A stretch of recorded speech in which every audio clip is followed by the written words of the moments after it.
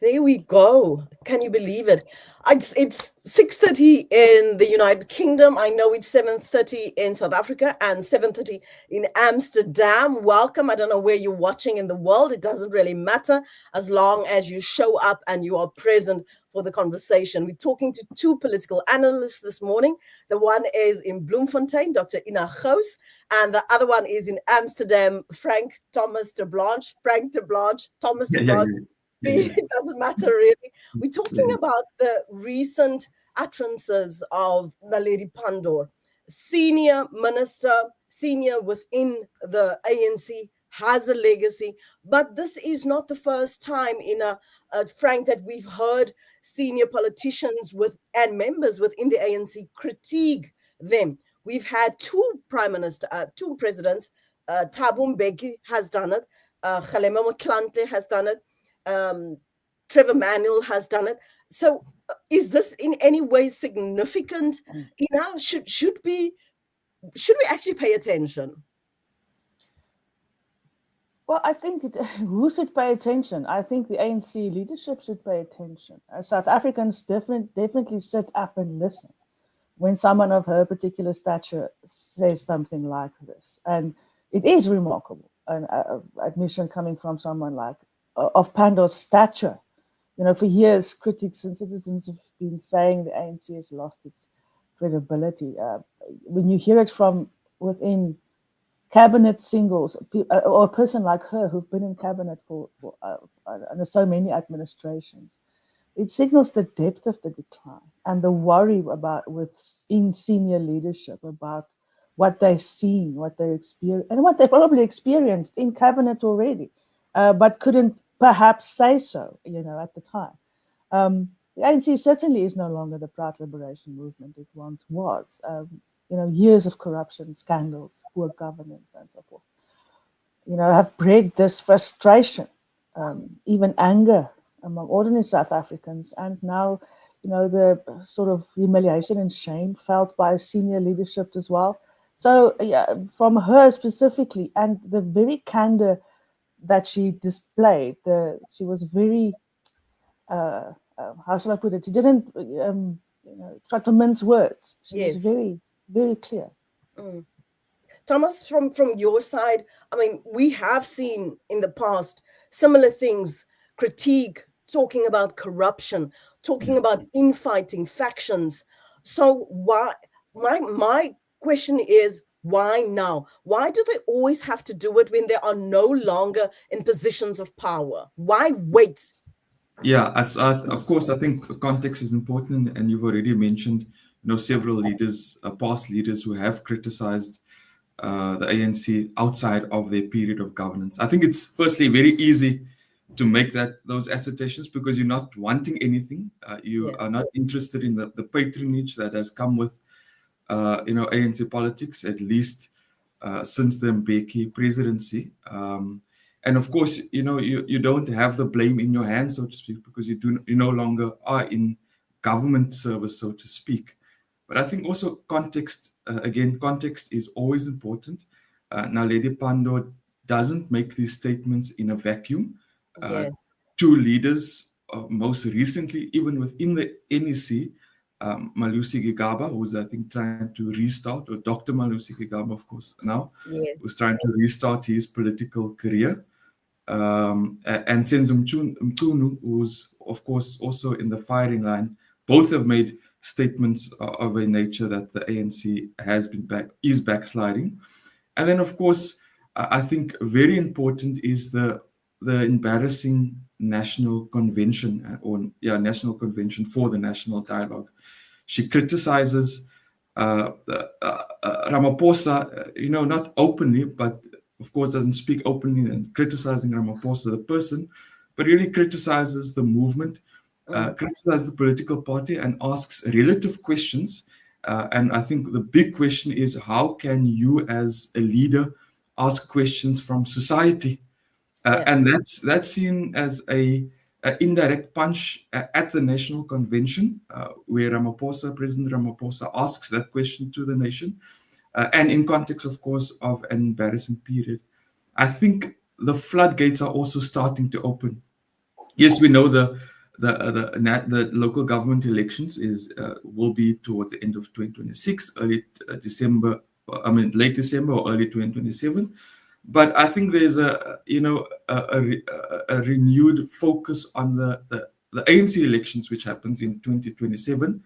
And Ramaphosa, as any second-term president is within the ANC, is in a very, very vulnerable position. So I don't think Pandor makes the statement, for potential political power. We don't know. We don't know whether or not she will run. But there are other leaders who have started raising their voices. Again, like I said, Gigaba, Mchunu, who was seen and touted as a potential deputy president, even president in the previous, or rather deputy president in the previous elections, and potentially even a presidential candidate in the ANC's 2027 electoral conference. And then I suppose, lastly, the ANC Youth League president, who also makes a statement criticizing the national dialogue. So, yeah, fascinating times in ANC politics, but like Ina said, and like you said, nothing new under the sun, so to speak. There's two things that I want to follow up. Is she positioning? Does it matter that she's a woman? Because we haven't had any women that are really strongly featured within the ANC of I don't know, since Pumzile was still there. I mean, does that really signify anything? Should we read anything into that, Ina? Honestly, I don't know. I've never gotten the feeling that she had such ambitions, to be honest. I think as far as a credible leader, even from a person who's been in administrations who, has been, on a very, very big clouds of corruption and state capture and all of that, she does have a particular stature and credibility as a leader within the ANC. From all factions, I would dare say, which counts in her favor to a large extent. Yeah. But like I said, I never got the feeling that she would. And you're right, there aren't many women who are coming forward or even pushed forward from within ANC leadership to, take the reins or become the face or the messenger, if you will. Here and there, they try to make, but it's always with people who lack that kind of credibility and stature that she has, which is also very interesting. And the thing that she said that even resonated more with me than the criticism towards the ANC was that there's nothing worse than a leader without a plan, a solution. And that is something very significant. And it links to what Frank said about this mess that the national dialogue is. To try to make it as if people must please give the government solutions to these problems. And that's the wrongest message you can possibly have, is listen, let's come together, let's consolidate our people on the ground. Let's see which conversations already happening, but we got this is supposed to be the message. And it clearly isn't. And I think for someone like that, it's really frustrating. Even if you look at the questions, I think about 2 weeks ago, Frank, when we were talking about this, the question asking us, how did we get to this disparity that we see? My God, where have you been? Precisely. The fact that not us, but a lot of ANC members use funerals as political stages. Yeah. Why? Explain that to me. Maybe also the symbolism of that, Ina. And I'm going to take your opinion in a moment, Frank.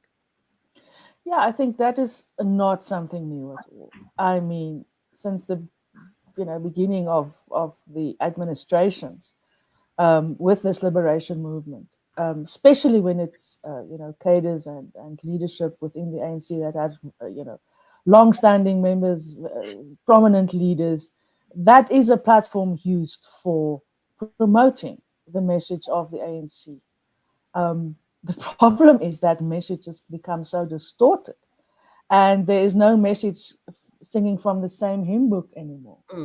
And it's not used to perpetuate or promote the the very thing Nalendi Pandor, I think, mourns, that ANC with its glory and its history, and it is now trying to try to spin things, spin a message, try to shift blame.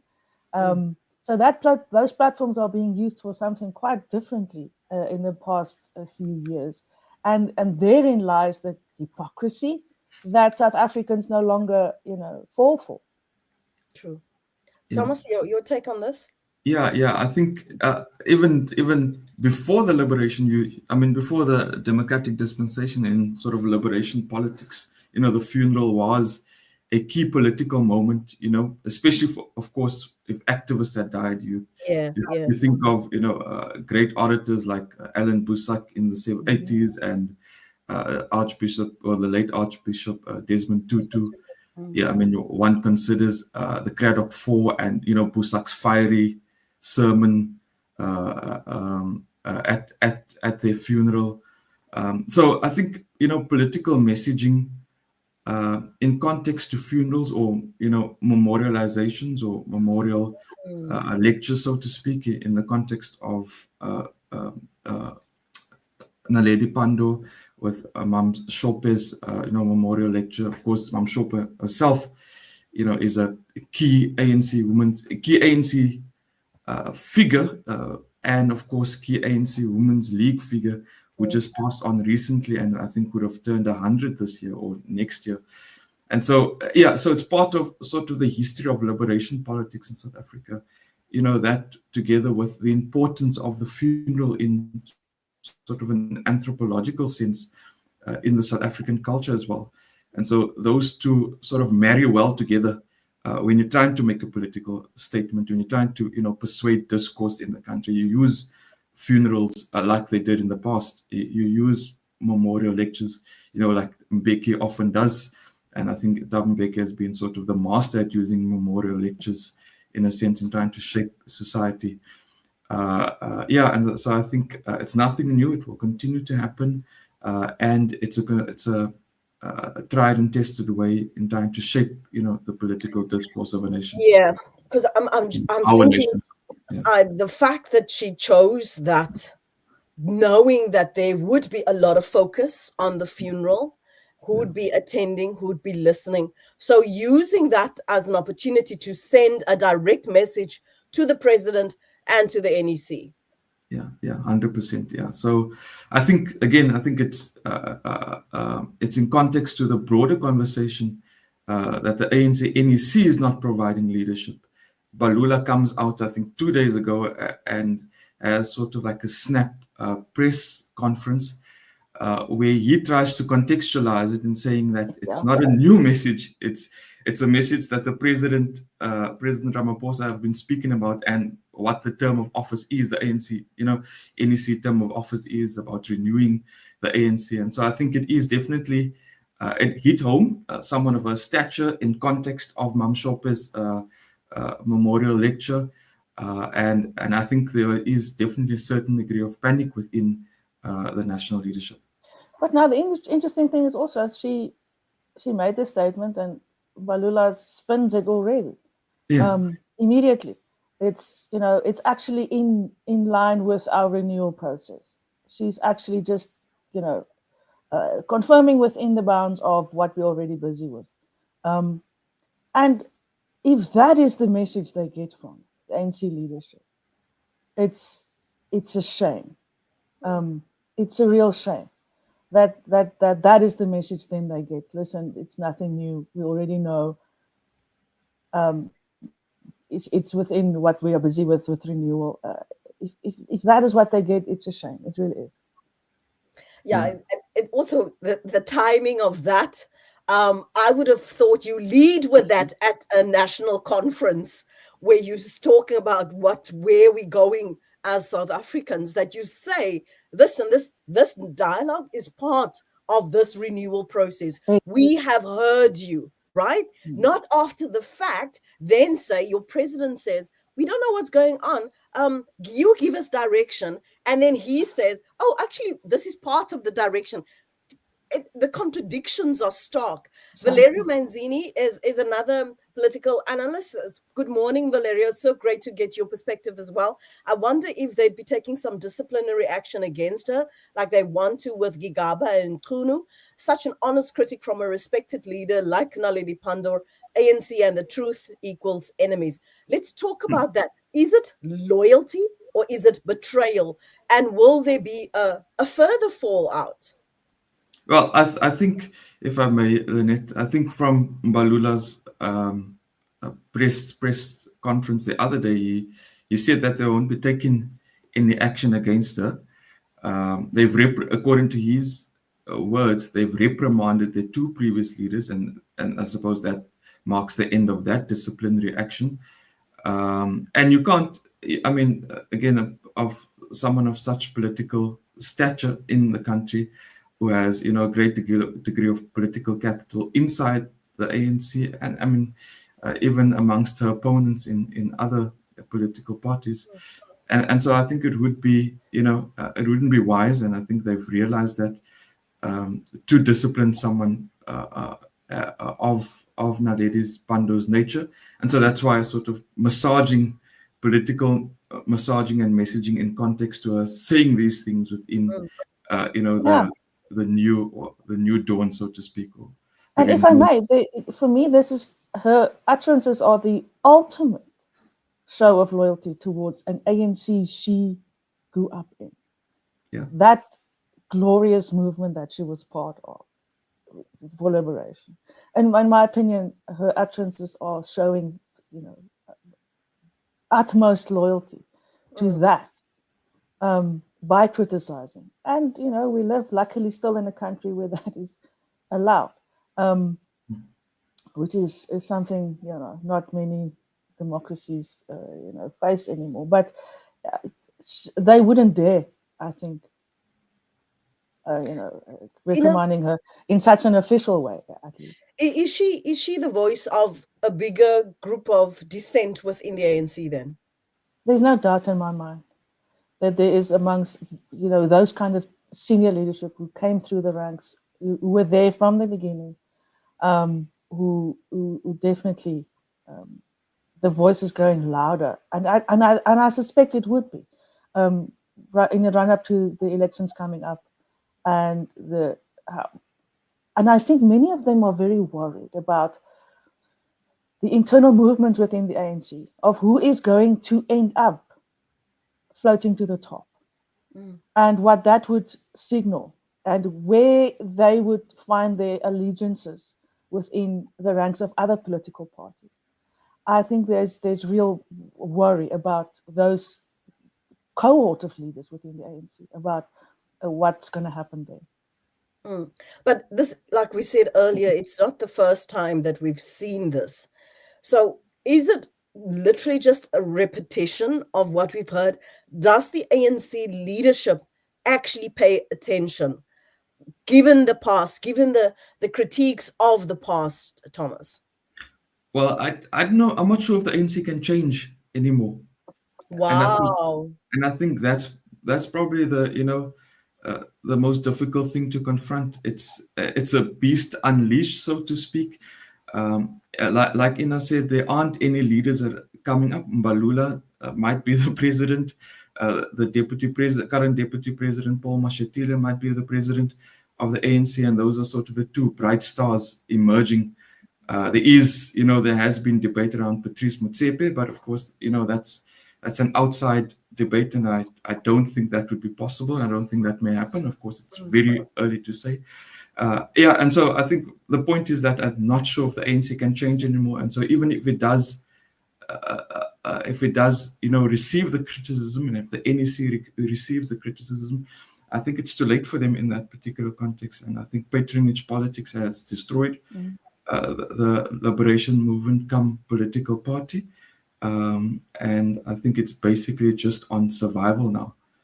And I'm not I sure. think it's more Sorry, it's more a statement of fact than that she made. Listen, this is now what the ANC looks like. I don't think she said it in terms of necessarily saving the ANC. She is a highly intelligent woman. Yeah. She knows exactly how broken this party is now. And as Frank said, to turn that around is going to be impossible. Even if you can make some superficial changes on national leadership side, I can tell you right now, on local level, on the ground, it's impossible. That's what I Only want to regime change can possibly, fix problems that we have. But the ANC itself, I think it's way beyond. how is this message then received to prospective voters, but also those who have been so loyal to the ANC, that knows no other party, that grew up, went through the struggle, last 30 years of renewal in a democracy? How is this message then perceived? Because a while ago, when we spoke about what was happening prior to the national dialogue, the criticism on the ANC's page from its members, I was shocked that they did not spare them. So I'm wondering, where is this disconnect? What's the message and what do they make of it? How are they receiving it, perceiving it, and their response to that, Frank? Yeah, so I think firstly, I don't think the ANC is going to gain any new members or any new voters, so to speak. I would be quite surprised, the voters that they would have received, may receive in the next elections will be historical voters who would have voted for them anyway or would have returned back to the political party. And so again, nothing new under the sun. This message has already been spoken, and it is confirmed again by a very serious and very senior leader. And I think probably the key word to describe what an ANC voter, a loyal ANC member would think in this moment would be despondency, that even the best of the best, the cream of the crop, so to speak, is realizing that the movement is in a very bad place and may or may not be able to change. And I would say the latter may not be able to change. If you only joined us now, we're talking about the critique of Nalendi Pandor, a very senior minister in the ANC in government, that at a funeral said some disparaging remarks, but cut to the bone. Did not mince her words, saying and also questioning the leadership of the president, of course, Cyril Ramaphosa. We're talking to analysts Ina Gous and Thomas, aka Frank Ter Blanche, as well. We use both his names. Yes. Yeah.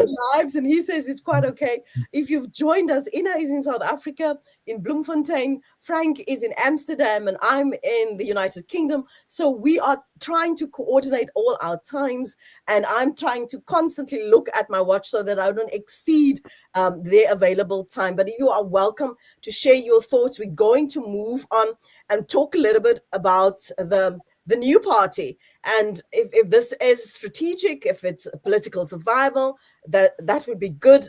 Rise, Mzansi, and BOSA, Dr. Malusi, Maimane. Maimane, thank you. Yeah, Musi Maimane. They graduated at the same time and they got their doctorates. But before we do that, you are welcome to share your comments and responses to what our guests say. Is the ANC, because Frank was saying that they're done, is the ANC literally just following the historical path of other liberation movements that you see decay, and then there is no new message or new renewal that they can talk about, that there will be a natural formation of you parties members leave? Yeah, I think it already happened. It's already happening. In the past, it was quite problematic for voters. They couldn't find another house, so they stayed away, which had certainly an impact on the credibility of our elections, especially on local level. And with MK coming in, to an extent, also at the beginning, the EFF, but I don't think they they are that much of a viable option anymore for descendant of ANC voters. So finding a home is difficult for members who've been so loyal for so many decades. I think younger people who may have, come up in the ANC with ANC Youth League might still find themselves listen, I can jump ship here and go somewhere else. And, it's difficult with political parties and leadership in the country, even the smaller ones, even MK. It's to have a messaging convincing people to come is being their biggest challenge and their biggest failure, really. To say, listen, we're not just anti-ANC. We also have ideas and we have strong leadership and we have plans and we can very clearly communicate this. They've all had big challenges when it comes to that. And therein lies the opportunity, first of all, for opposition because of this period of decline within the ANC. And in my opinion, they haven't really used that opportunity optimally in the past years at all, which is something they have to really think about within themselves, of why they didn't get so much advantage from the decline of the ANC. They could have, I think, way more than they have. The challenge or the worry for me is what the ANC is going to be like as a party, what leaders are going to be like in this time of decline, the kind of policies they're going to try and push through, the way they are going to govern, to try and scoop up whatever's left until they really have their funeral. And for me, that is a worry, to see what that is, because that usually is the way of liberation movements who dies these slow deaths, can do real damage and carnage in their wake. Do you see any signs of that happening already under Cyril Ramaphosa? If I can use it, the national dialogue itself, of course, but also our international policy, the way we approach these crises around tariffs. There was no foreseeing this. Even if they did, they had no plan to do this. So what they always rely on then is their moral high ground they used to have when it comes to transformation and all of that, which is no longer a practical solution. You will almost say they no longer have the luxury within current realities when you look at what's going on in the world and the impact it has on South Africans, on businesses here, on job losses here. Ford is going to fire or retrench people, hundreds of jobs, and the rest of that industry is going to follow, no less. No solutions, no plans, no understanding that, listen, you can't work with the leadership in the world you wish you had. You must work with the ones you do have, within the plans they have and within the fact that you are, dependent on these investments and so forth for the sake of South Africans. So that is the kind of damage I'm talking about. Relying on those old ideological messages instead of pragmatic, practical leadership. And that's just on the national stage. I can tell you now, on ground level, it's going to become way more chaotic, getting ANC administrations out and and what they're going to leave behind and the damage they're going to do. We've seen some, they can't even pay their staff, so Precisely. Indicative of when a company is struggling already. So when we talk about political survival, this is where we come to this part of our conversation.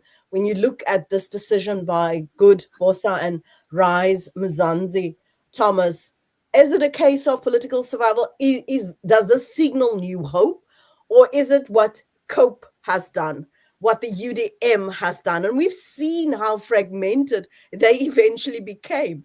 So it seems like if you are unsure whether you're going to make it the next election. Let's just all group together, have a little kumbaya moment and see, can we use that lifeboat? So your thoughts about that, please. Well, I think, new political parties, so if I can approach it at two levels, new political parties who have made major impact in their first elections have generally three sort of characteristics. There's a moment, big moment. So, Marikana massacre is the EFF's launch pad. COPE, as you've already mentioned, is the post-Thabo Mbeki split, ANC. And so that's their big moment, and the rise of a president, or former President Zuma, into the ANC presidency, and of course, as state president subsequently. And then from that, they need to build momentum. And often, the EFF has been able to do it relatively well up until recently. COPE, as you've already mentioned, and the UDM and others have failed quite dramatically to build from that particular moment. And if I'm to stay within my alliteration, they need a man or a woman or a person in general, almost like a cult-like figure. It doesn't necessarily have to be a cult-like figure, but can, most often be like a cult-like figure, in the form of a Julius Malema, for example. The PA does well quite recently because they've got, sort of a larger-than-life figure in the form of Gaten McKenzie. But staying power, is a different sort of ball game. There you need a clear message, you need a base, and you need political structure. Now, parties that have been able to do that well, the ANC, the EFF, and the DA, have the best political structure, so to speak. But that comes from building momentum, a clear a base. Often in South African politics, we have either ethnic or racial bases, and to a lesser degree, ideological bases.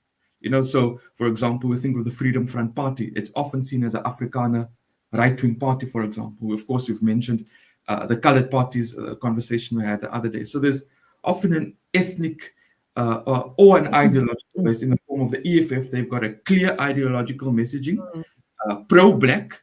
The DA has got a clear ideological messaging that they liberal, or in some cases classical liberal, center-right, so to speak. And so I think the political parties, both good BOSA, Rise Mzansi, have a very similar outlook in their politics. They've got a clear message, which is center-left politics.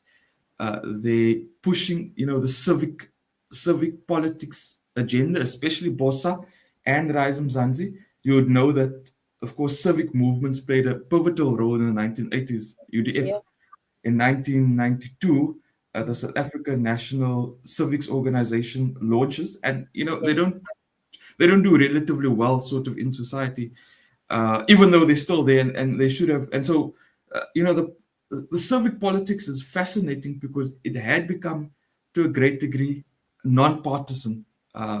Still remained political. The UDF was very partisan very political. SANCO is technically political and partisan, but they haven't really. And so I think what Rise and BOSA does, their messaging is civic movement, civic society, civil society must get in the political game. I don't know how successful that will be. Of course, it's still early days because civic society is sort of lazy when it comes to that, or not wanting to come to that. I shouldn't use the word lazy. That's the incorrect messaging. And then they need a base or a structure. And I think all three of these political parties still have a long way to build structure, and you need masses. They don't have a cult-like figures. Antipat is probably the closest to, they have charismatic leaders in the form of Songezo and Musi, and Antipat to a certain degree, but they don't have that cult-like following like a Donald Trump, like a Jacob Zuma, like a Julius Malema. I'm not, of course, saying it's right, but in the political psyche of society, you often need a philosopher king, so to speak. Does this make sense for you, or do you see shared values there, or is there too much political baggage? Because there's residue from all of them, And to start afresh, is that a message that voters would buy? And does this indicate, we've always in the past spoken about, we're going to see more coalitions. Does this then indicate that we are veering in that direction?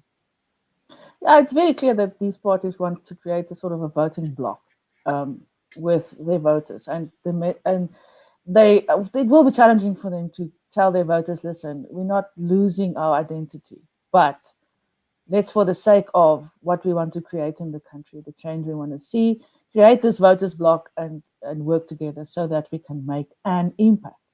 At least with the national elections coming up, they outrightly say that they won't be ready for the municipal elections within their structures. And when it comes to leadership, I think, yes, they don't have these cult-like leaders. Certainly, it might be in their favor in this instance. When you have those kind of leaders, it's difficult to get that common ground within parties and to ultimately say, okay, we take the lead, or I will take the lead. If you have these very charismatic leaders. And I think that's one of the reasons why the Action SA dropped out of these conversations very soon. They already said, listen, these other parties won't recognize that we are the bigger partner here.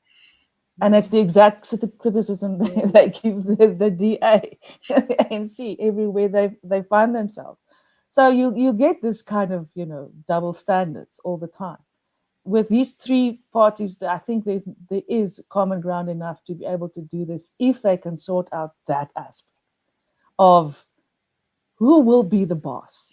Yes. And that will be the conversation. Yeah. And if you cannot answer that question and there's not consensus about that, these things tend to fail even before they start.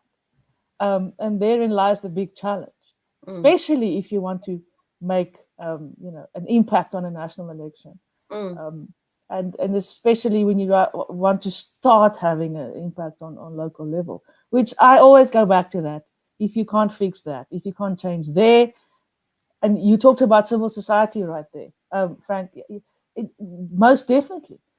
Civil society organizations who has a national footprint find it very difficult to mobilize on national level. When you start talking to community-based organizations who formed for very specific, reasons in dealing with the absence of government on local level, which is supposed to be a major partner in civil society and business and government. That's partnership of three that must be there for successful public governance. When one partner is just bankrupt and absent, these civil society organizations have become, or now community-based organizations have become integral. Yeah. And there's where you want to mobilize. There's where you want your support to grow. And they are, let me tell you, fed up with political parties. So you have to come with your A game when you talk to them and to convince them.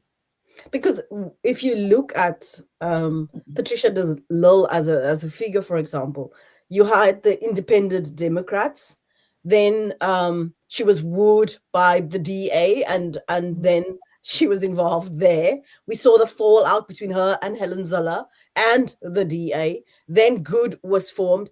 Brett Heron, for example, has moved on as well. So there's none that can clearly say, you've mentioned a charismatic leader, but there's no one that can say, listen, look at my political track record. I can stand before you and I can tell you, entrust your vote to me for this or that other reason. But like Ines pointed out, if there is no clear leader messaging, what are we going to do? What is going to be different from the ANC and the DA? How are they going to differentiate themselves, Frank? Yeah, so I think anti-pact has been the longest in politics. Musi a bit less so, and of course Sungezo most recently joins the political fray, so to speak. And so her work, and I'm not, of course, again, it's too early to speculate who comes out as leadership one, may even have an outside figure, who has got some gravitas, so to speak. And again, it really depends on how the party, or whatever the party does become, is organized, whether or not they organize around a person. And I get the sense, and just to agree with Ina, that it won't necessarily be around this cult-like charismatic figure. And so if they're able to tap into sort of the other values of the parties, such as getting involved in or getting civic movements and community-based movements involved in the political in partisan politics to a certain degree, in terms of maybe lending their vote, or campaigning or whatever it may be, then the charismatic leader isn't as important, politics from below, so to speak. Is that will that be successful in the South African context? I mean, we're still yet to see. The ANC, has been this broad liberation. It's been able to be successful, even though they do have a charismatic leader in the form of Nelson Mandela, so to speak. But Thabo Mbeki wasn't charismatic at all. The DA has got a really strong, political system where they've been able to switch over, from Tony Leon to Steenhuisen at the moment. And so I think for an organization, for a political party to be successful in this particular context, is to look at someone like Azibi, who says, I don't have political experience, but I've got professional experience. And so I might not have a long political track record, but I've got a professional or civic movement. And there are a couple of guys within the party that probably do have at grounds level. And I think that's where it's important to say, I was the one who went to the hospitals, who took on the education system, or took on corrupt officials. I think that's the type of leader that South Africa wants, in a sense, even though, even though there is a argument to be made for cult-like figures, the election results suggest something slightly different. So cult-like figures will get you X amount of votes, but the majority of South Africans haven't been voting. I think only 58% or 54% of registered voters, and that's about 16 million South Africans, maybe just over 16 million South Africans that have voted. So the point is, yes, there is a place for charismatic leaders in the South African, political system. But I think a lot of South Africans also do not care, for the charismatic leader, or else they would have gone out in their big numbers to vote for Julius Malema, or of course they did to a certain degree vote for Jacob Zuma. But I think more would have voted even for Cyril Ramaphosa for that matter. Your thoughts? I see you wanted to. I think it's so important what you said. You must be able to come to people on the ground and have a sort of recognition that they must have in you. You can say you've been here, you've seen this, but then you leave, and you leave no one behind to continue with that. A presence that will stay with people in these communities. They don't fall for a Musi, or coming and being there and being photographed, but then they leave. What presence do you leave behind still that a community can say, this is my guy? Those guys are there on national level, their leadership, but here with us, this is our guy. This is our goal.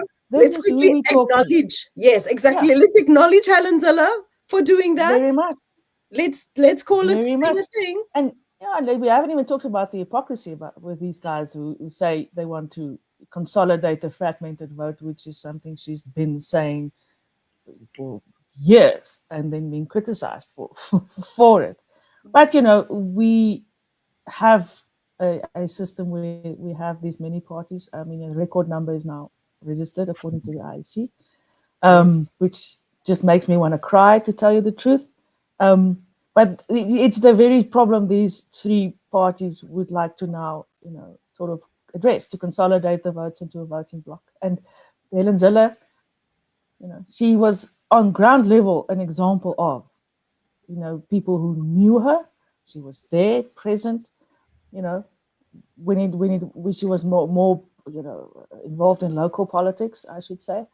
But it's a great example for new ones coming in to say, listen, yes, you have your national leader, but this is our guy. I can talk in the Free State, in Bloemfontein. If I wanted you within this coalition, this is our person. And they will be there. They present in every community organization meeting. They know exactly what each of us are busy with in our neighborhoods. You don't have that. And nobody pays attention to that. And it's a huge, huge lost opportunity. But not many of them have those structures yet. You can go on down to that level. And that is something they're going to have to work on very hard, not just for even for the national elections. And they have time. If they do this right, they have time. So but again, do you foresee then that the other smaller parties would be following suit, Ina? I don't know. I honestly don't know. The same question remains. What happens with us, our identity, and who will be the boss? And will you ultimately have consensus without losing the credibility that your party, just justifies its existence? Yes, yeah. Let's lap Frank.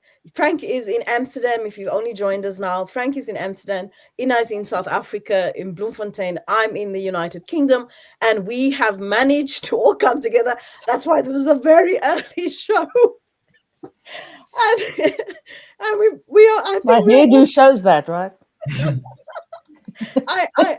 I'm kind of starting to feel an affinity for this, because usually, Thomas, we late at night and then we really get into it. But there's room for shifting and making sure that some of our guests are available. We will just coordinate our time zones. Your last thoughts on this point of what the possibility is in terms of survival, and if we see this as the sign that maybe smaller parties would take note of, to consider, because, like you said, it's becoming, this political landscape in South Africa in particular, becoming more fragmented all the time. Yeah, so I think there are 400 political parties in South Africa, registered political parties, big kings in small kingdoms, so to speak. And everybody wants to be the kingmaker. And everybody wants to be the kingmaker. Action Essay makes that statement quite clear. Most recently, for their next elections, they want to be the kingmakers. And there's a space for kingmaker politics in South Africa, it would seem.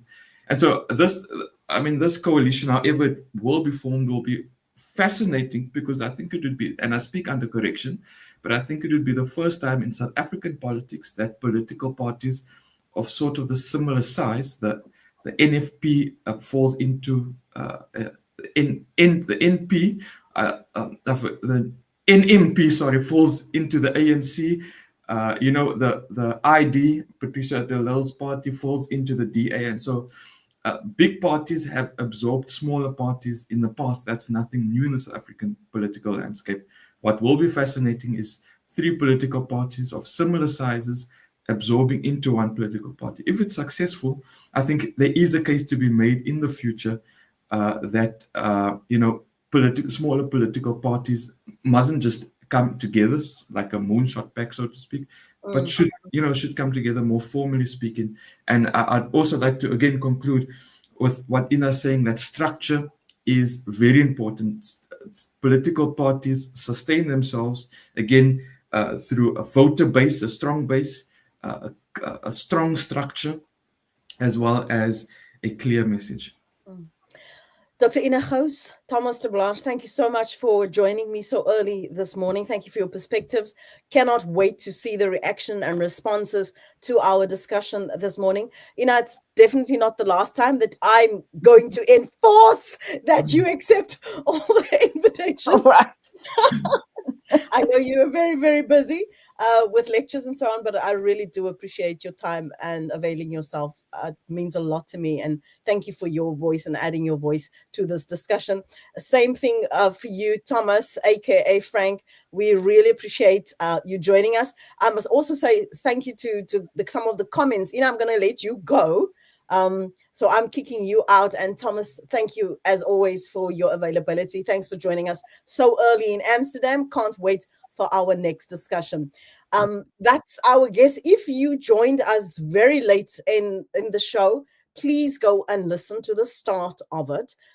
We've been chatting almost an hour. It's about 50 minutes. And prior to talking about this new coalition, and I'm still going to put it in inverted commas, between Good BOSA and Rise Mzansi, we spoke about what Nalendi Pandor said, and we spoke a little bit about loyalty and betrayal. How is this perceived?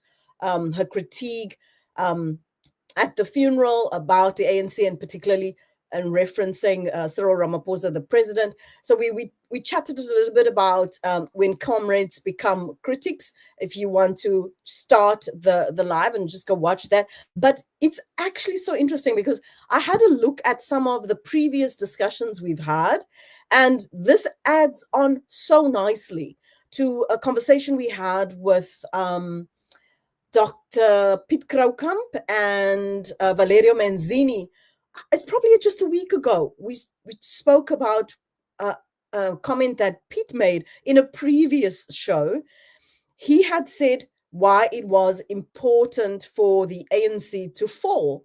And so that show is on, that broadcast is on my timeline, why the ANC must fall. If you have not watched it, please go and watch, share and comment on it. And some other interesting conversations as well. There are a lot of nuggets. If you've only recently joined the Amplifiers, welcome. Thank you so much for the support. Thank you for subscribing. Thank you for sharing. Thank you for liking. Thank you for commenting and engaging with the content, because that really sparks new ideas for me, new show ideas, also guests that we want to bring on, because we don't want only the same voices. We want different perspectives, and we want to make sure that when we talk about the political landscape, and not only the political landscape in South Africa, socioeconomic situation, whatever the issue is or the challenges are, that we speak honestly, frankly, and we are transparent, and that we leave room for different views, because that is really essential for me, that we don't have an echo chamber here. There is nothing as such.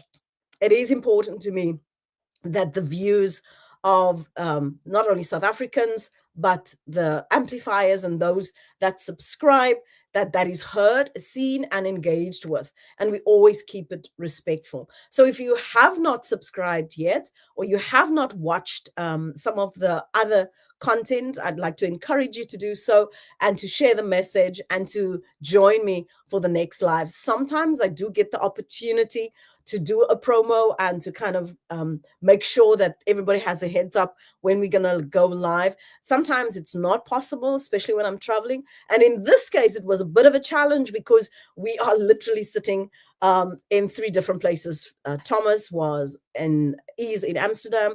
Dr. Ina Gous is in South Africa, and I'm in the UK. So, but this is possible. We've shown it. It's possible. I can broadcast wherever I am. I'm trying to still do it on my phone, to do a broadcast like that. I think I feel slightly challenged doing that. But thank you for your time. Appreciate it. I'm gonna, obviously at some stage, I'm going to edit this and just kind of focus on the shorts of some of the points and key points that were raised. So have a wonderful Friday, a fabulous weekend wherever you are, and thank you so much for your support.